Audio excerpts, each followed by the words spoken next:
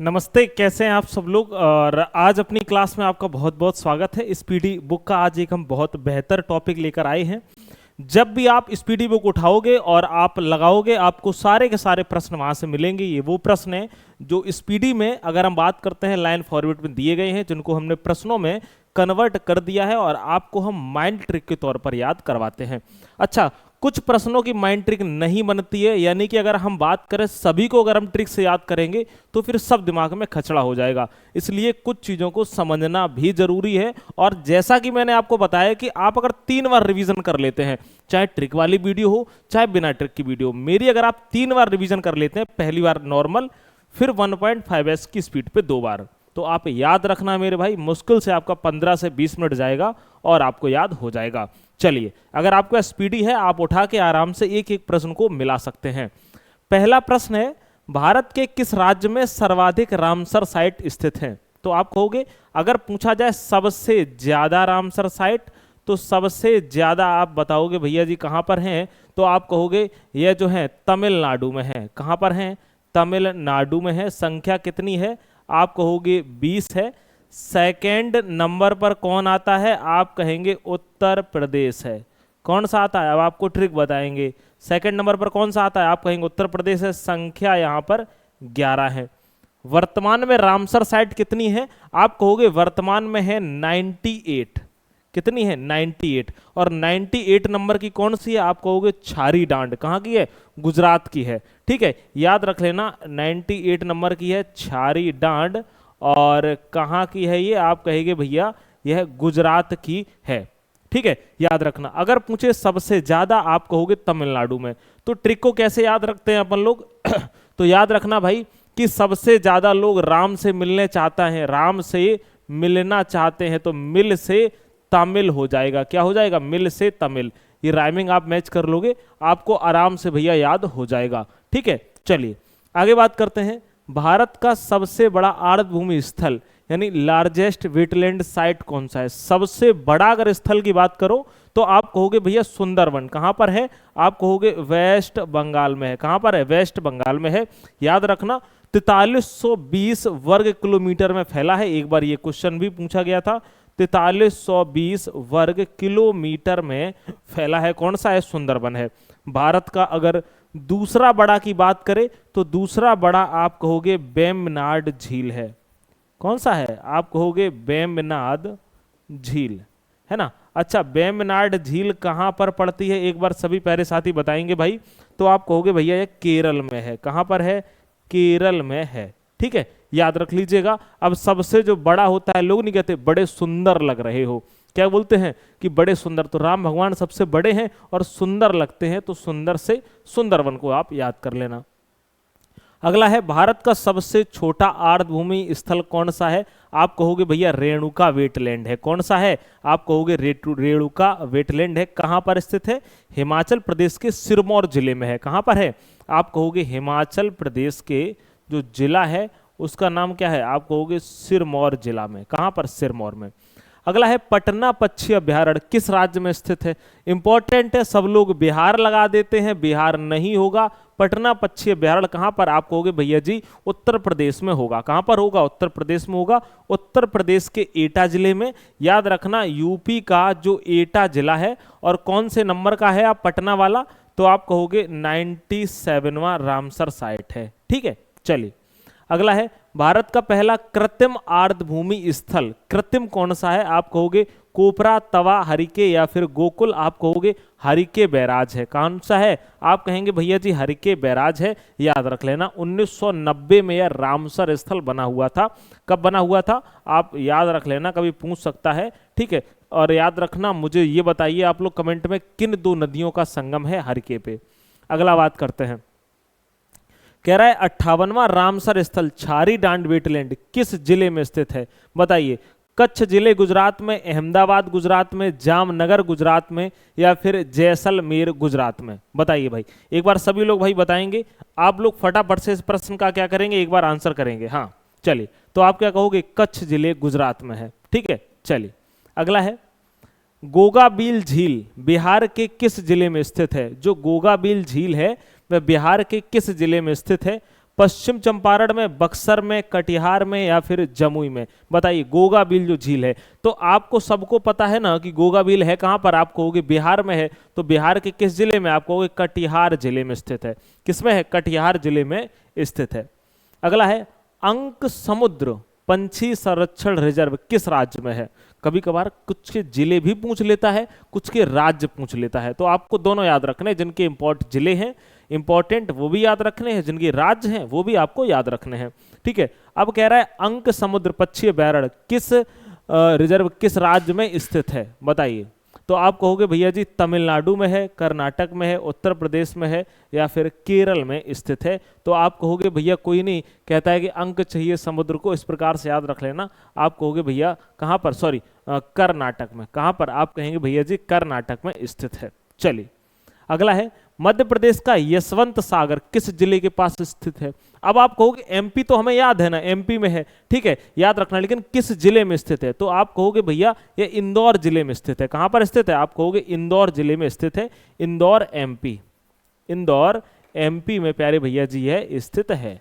ठीक है, लगा देना सही से। चलिए अगला है अगनासनी एस्चुरी को हाल ही में रामसर साइट घोषित किया गया, वह कहां पर है? आप कहोगे यह भैया जी कर्नाटक में है। कहां पर है? कर्नाटक में है अगनासनी एस्चुरी। अगला है नागी और नकटी, तो नागी और नकटी इन दोनों को याद रख लेना। क्या याद रखोगे? नागी नकटी ये दोनों कहां पर हैं? तो किस राज्य में स्थित हैं? आप कहोगे यह बिहार में स्थित हैं। नागी और नकटी कहां पर हैं? बिहार में स्थित हैं।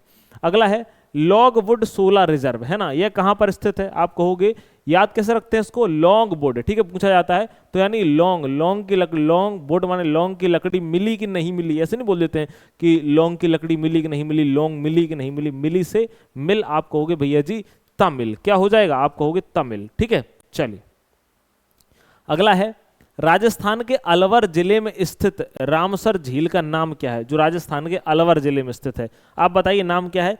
सांभर झील है, खींचन है या फिर सिलसिरे है या फिर मैनार वेटलैंड है? आप कहोगे सिलसिरे है। कौन सी है? सिलसिरे है। और याद रखना यह कौन सा स्थल है? आप कहोगे भैया 56वां स्थल है, 96 नंबर का यह स्थल है।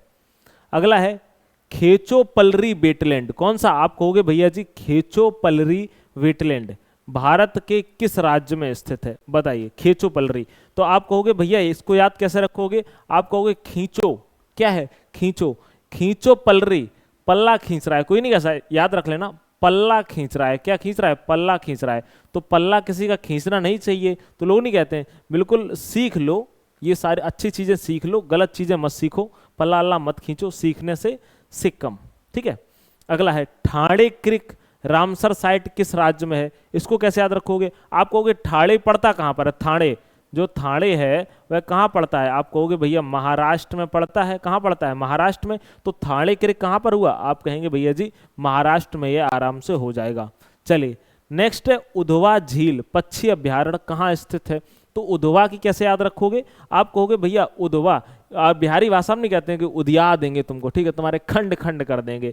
तो उधवा झील आप कहोगे भैया जी झारखंड। क्या कहेंगे आप? आप कहोगे भैया झारखंड में स्थित है। अगला है अंशुपा लेक, जो अंशुपा झील है वह किस राज्य में स्थित है? यानी कि अंशुपा झील किस राज्य की रामसर साइट है? तो अंशुपा झील उड़ीसा की रामसर साइट है। कहाँ की है? उड़ीसा की। ठीक है, तो लोग नहीं कहते आंसू बहा रहे हैं, आंसू पापा बहा रहे हैं। क्यों? अगर कोई उड़ जाता है ना, उड़ने का मतलब चला गया है ना, मतलब हमेशा के लिए चला गया। ठीक है, तो समझ लेते हैं ना कि उड़ से क्या हो जाएगा? आप कहोगे भैया जी उड़ीसा हो जाएगा। नेक्स्ट है हाइगम और सालबुग आर्द्र भूमि संरक्षण रिजर्व कहां पर है?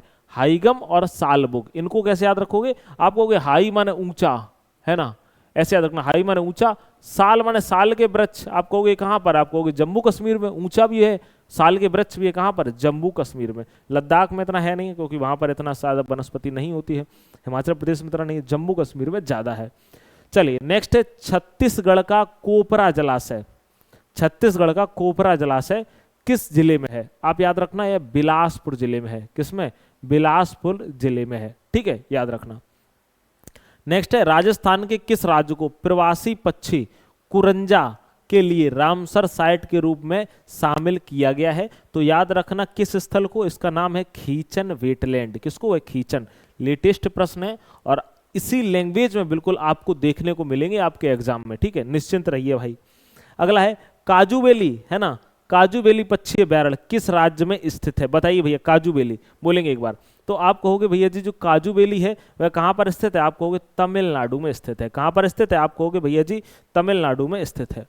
नेक्स्ट है बिहार के उदयपुर झील रामसर साइट किस जिले में है? बिहार का जो उदयपुर झील रामसर साइट है वह किस जिले में है? आप कहोगे पश्चिमी चंपारण में स्थित है। किसमें है? पश्चिमी चंपारण में है।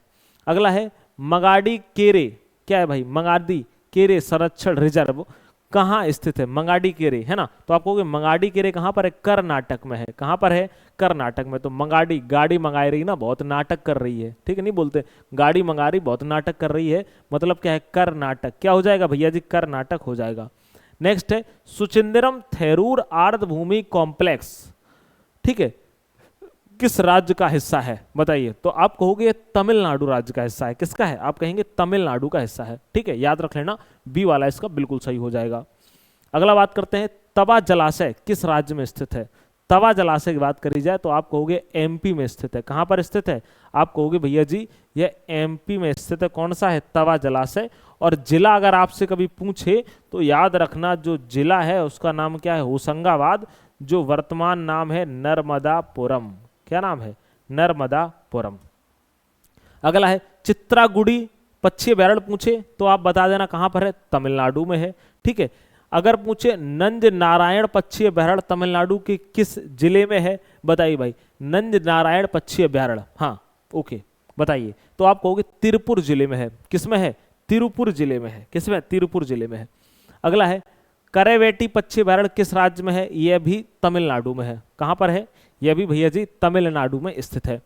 अगला है रामसर साइट के रूप में सूचीबद्ध वुडवूर पक्षी अभ्यारण्य कहां पर स्थित है? आप कहोगे जो वुडवूर भी है वह भी तमिलनाडु में स्थित है। कहां पर स्थित है? तमिलनाडु में यह भी स्थित है, वुडवूर भी तमिलनाडु में स्थित है, ठीक है। अब अच्छा अपना मॉक टेस्ट है, अब बताएंगे। आप लोगों ने भी किए हैं, कुछ इंपॉर्टेंट प्रश्न हमने डाले हैं। बताइए पटना पक्षी अभ्यारण्य कहां पर है? पहला प्रश्न आंसर करेंगे कमेंट में। अगर आपने पूरी वीडियो देखी होगी तो आप कमेंट में जरूर बताएंगे, ठीक है। दूसरा है हाईगम और सालबुक, मैंने बताया था हाई है और साल भी है, तो आप समझ गए होंगे। बताइए 58वां रामसर स्थल छारी डांड वेटलैंड किस राज्य में स्थित है? इनके आंसर आपको देने इसीलिए हम नहीं बता रहे हैं, ठीक है। अगला है चित्रागुड़ी पक्षी अभ्यारण्य कहाँ स्थित है? इसका भी आंसर कमेंट में लिखिए एक बार। नेक्स्ट है नंद नारायण पक्षी अभ्यारण्य कहाँ? इसका भी आंसर लिखिए। अगर आपने मन से क्लास देखी आपको अपने आप याद हो गए होंगे, गारंटी है इस बात की, ठीक है। अगर आपको पीडीएफ चाहिए तो टेलीग्राम चैनल है लर्न विद अवध, और इसकी लिंक भी आपको डिस्क्रिप्शन में मिल जाएगी। और लूसेंट का अगर आप फ्री पढ़ना चाहते हैं हिस्ट्री पॉलिटी ज्योग्राफी, तो आपको पता है रात के 9 बजे हम हिस्ट्री पढ़ा रहे हैं और बहुत जल्द पॉलिटी भी शुरू करने वाले हैं। एक बार क्लास को विजिट करके जरूर देखना, अगर आपको मजा आ जाए तो क्लास जरूर करिएगा, ठीक है। मुलाकात अगले क्लास में होगी। नमस्कार।